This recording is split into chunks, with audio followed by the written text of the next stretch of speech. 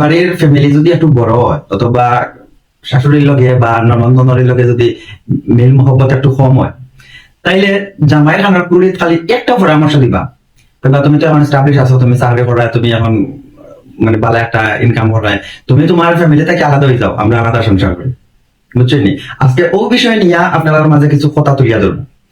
এটা লাগে না বইন, তুমি যে জামাইয়ের মালিক হইছো, তুমি যে জামাইরে পাইছো, জামাইরে আজকে কইরা জামাই স্টাবলিশ, তুমি জামাইরে লইয়া আলাদা হয়ে যেতে, এই জামাই স্টাবলিশ হওয়ার পিছনে কত গল্প আছে তুমি জানো নি? তুমি জানো না?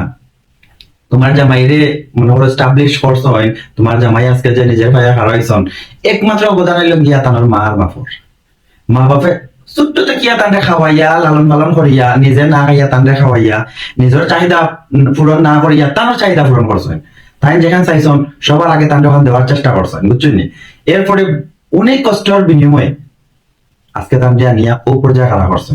চাইয়া প্রত্যেকটা মা বাপে চায় একটা ছেলেরে বালা একটা মেয়া নিয়ে দেওয়ার লাগিয়া, যে মেয়েটা শাশুড়ি অথবা জামাইয়ের খুব কেয়ার করতো, খুব দেখভাল করতো, বালা করে ফ্যামিলিটারে দরিয়া রাখতো, এইরকম একটা মেয়ে চয়েস করে তারা আনে।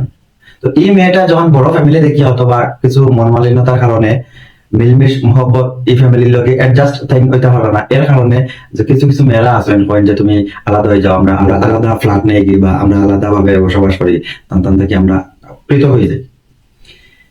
মা বাপে সারা জীবন কষ্ট করিয়া না খাইয়া তান্ডে ফিন্দাইয়া, তারা একটা জিনিস সকালে যদি থাকে এটা পূরণ না করিয়া ও টেকা দিয়ে তান্ডে লেখাপড়া করিয়া আজকে তান্ডে স্টাবলিশ বানাইছ, আর আপনি আইয়াও যে পরামর্শ দিলা যে আলাদা হয়ে যাও।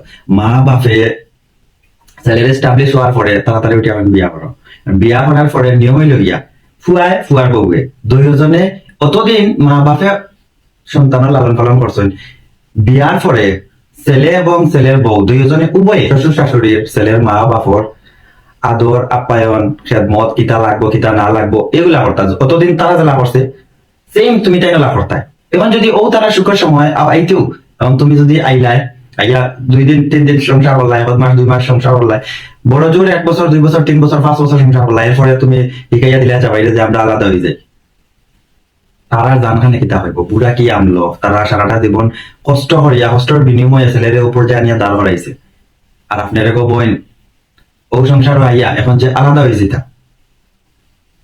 যেতা, তারা মনখানে কিতা হইব, তারা বৃদ্ধ, তারা যখন বুড়া হয়ে গেছে, বয়স বাড়ি গেছে, তখন তারা আরাম আয়েসর দরকার, সব জিনিস তারা করতে পারতো না নিজে, তখন উচিত হইল গিয়া আপনারা তারা হেল্প করতাম। জামাই বাড়ি আলাদা হওয়ার মনোভাব আছে যারা, তাহলে আমি একটা কথা কই, মনে করো আপনার ভাইয়ে বিয়া করার পর আপনার ভাই বউয়ে যদি আপনার মা বাপ তাকিয়া চায় পৃথক হয়ে যেত, আলাদা ভাবে তারা বসবাস করতো, আলাদা ঘর সংসার করতো, তখন আপনার কাছে কিলা লাগবে?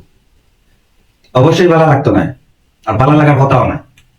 আপনি ও কথা চিন্তা করবা যে আজকে আমার ভাইয়ে যদি, আমার ভাই বউয়ে যদি ও অবস্থা করে, আমার মা বাপ হয়ে গিয়া দাঁড়াইতো, আমার মা বাপরে খেয়ে দেখতো, আমার মা বাপরে আদর আপ্যায়ন খেয়ে করতো, আমার মা বাপর দেখভাল খেয়ে করতো, ও কথাটা যদি আপনারা মাথা টান দিতে পারেন, আর পৃথক হয়ে যেত শ্বশুর শাশুড়ি দেখিয়া, এই কথাটা আপনার মাইন্ড দাঁড়াইতো না, বুঝছেন? তো আপনারা কাছে জোর হাত, আপনারা এই কাজটা জীবনেও করবেন না, আপনারা মা বাবার কুল থেকে সন্তানটা কোনো সময় পৃথক করার চেষ্টাও করবেন না। আল্লাহ জীবনে কোনো দিন এটা এই পথগামী মানুষকে আল্লাহ কোনোদিন মাফ করতো না। মা বাবার মনে যদি আপনার কষ্ট দেয়, আল্লাহর আরশ পর্যন্ত কাঁপিয়ে ওঠে। ও কথাটা চিন্তা করিয়া আপনারা এই ধরনের পদক্ষেপ থেকে দূরে থাকবেন। মা বাবার পায়ের তলে সন্তানের বেহেস্ত জান্নাত, আল্লাহ আমরা হলরে হেদায়েত দান করুক।